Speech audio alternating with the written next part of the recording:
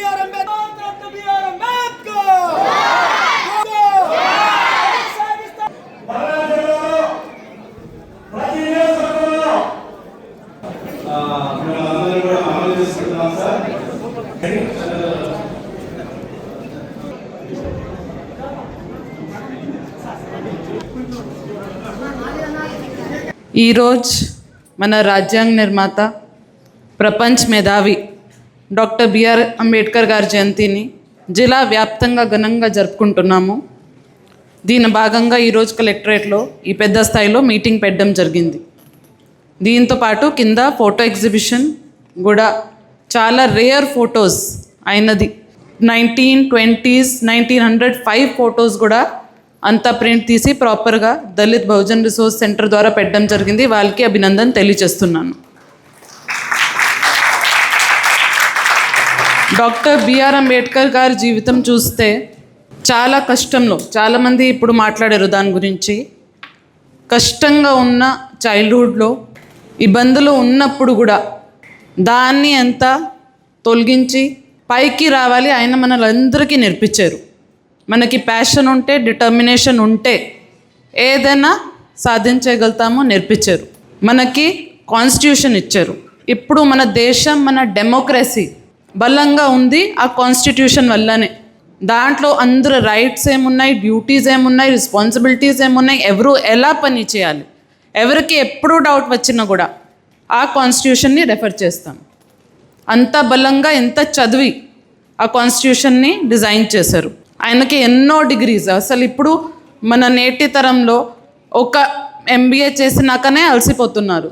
ఆయన ఆ టైంలో 75 years బ్యాక్ 2 PhD, మాస్టర్స్ 3 కంటే ఎక్కువ, ఇంకా 32 ఆనరరీ కూడా కలిపితే అంటే 32 టైప్స్ ఆఫ్ క్వాలిఫికేషన్స్ ఉన్నాయి.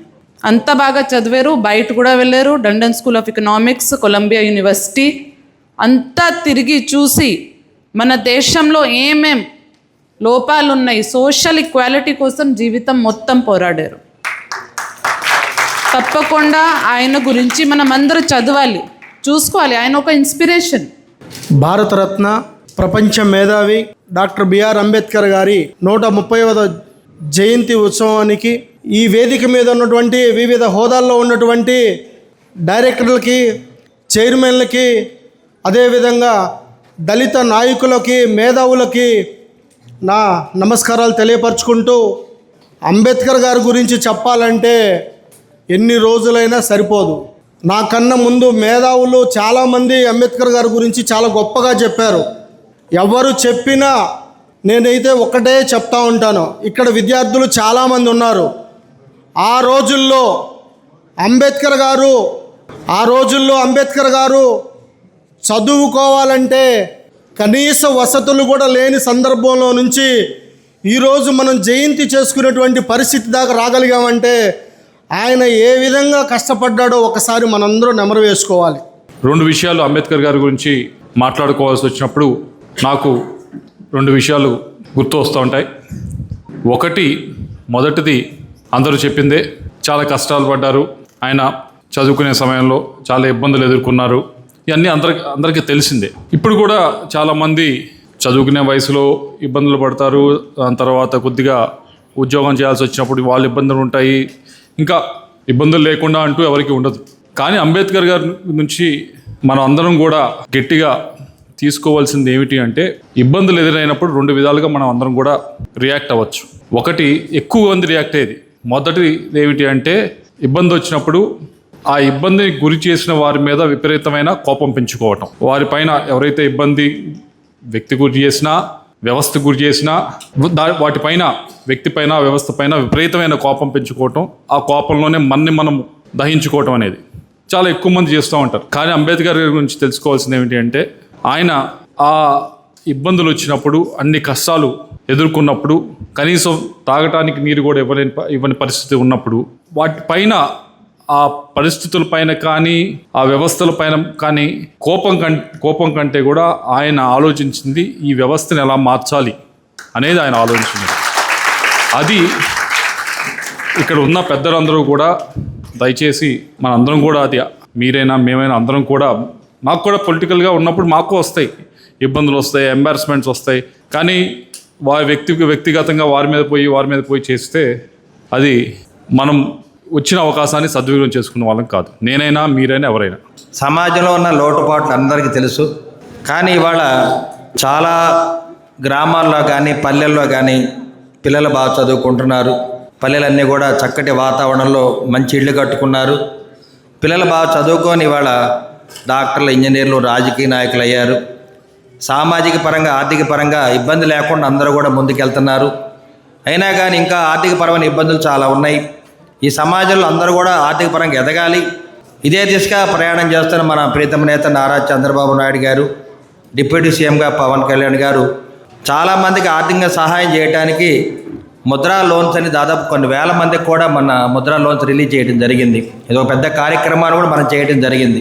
అదేవిధంగా ఇవాళ ఈ కార్యక్రమాన్ని ఎప్పుడూ లేని విధంగా ఇంత ఘనంగా చేయడానికి ముఖ్య కారణం, ఉమ్మడి కూటమి ఏర్పడిన తర్వాత నాయకులు, కార్యకర్తలు, కులాలు, మతాలు, రాజకీయాలకు అతీతంగా ఇవాళ ఈ మూమెంట్ తేవడం జరిగింది. ప్రతి ఒక్క రాజకీయ నాయకుడి, ఉద్యమకారులు అందరూ కూడా నేను ఫోన్ చేసి చెప్పడం జరిగింది. కానీ మీరందరూ కూడా, నాయకులందరూ కూడా ఏం చేయాలంటే, మీరు ఒక్కళ్ళే ఒంటరిగా రావటం కాదు, మీరు తలా 10 మందిని తేవాలి. ఎవరికి వాళ్ళు వస్తే కుదరదు. మీరందరూ కూడా ఒక ఉద్యమంలాగా చేయాలి. ఇది కొన్ని వేల మంది దీన్ని ఒక బహిరంగ సభలాగా పెట్టే ఉపాయం మనం ఆలోచించాలి.